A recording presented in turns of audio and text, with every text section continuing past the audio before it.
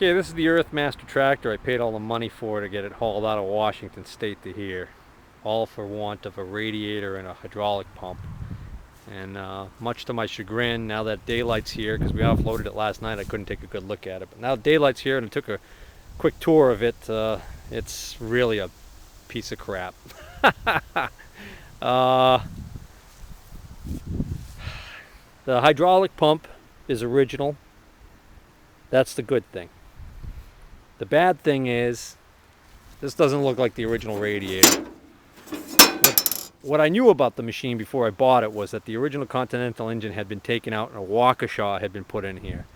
And so this Waukesha was put in here and they did some really heavy modifications to the frame, cutting the frame out in a couple of different places. So they pretty much ruined the frame for anybody who wanted an original frame. So I can't sell the front end of the frame to anybody. The rear end of the section here, it's got so many gussets and welds on it to beef it up that it's ridiculous. I mean, that's all going to be scrap metal, unfortunately. The hood assembly here, the cowling I should say, the dashboard, severely, I mean, it's pretty bent up. But if somebody's got one that's in worse shape than that, that might do all right. Mine's in better shape than that, so I'm going to use my original one on my Restore. The hood on this side, it's not uncommon for this hole to be here for a side exhaust on these Earthmasters, but this one looks like it was chewed out a little more with a torch.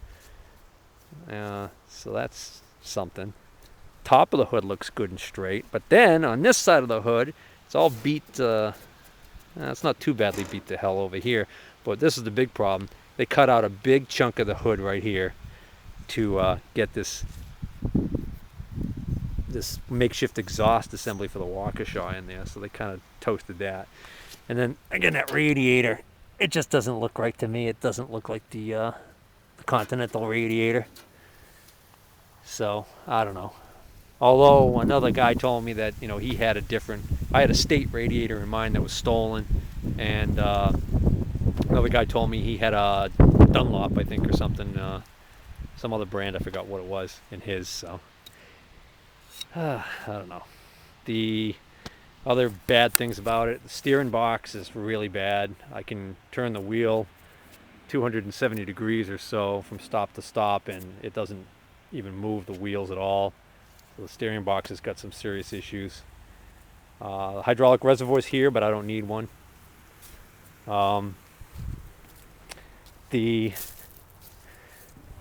original starter's in here, and the original starter bracket, but unfortunately the original starter bracket's broken. It's got JB weld on it, and they did some kind of real hack job trying to remount it to try and get it to engage with the flywheel off the Waukesha engine. And then they had to gouge out the frame on both sides to get the flywheel to clear it. So that's a real bust.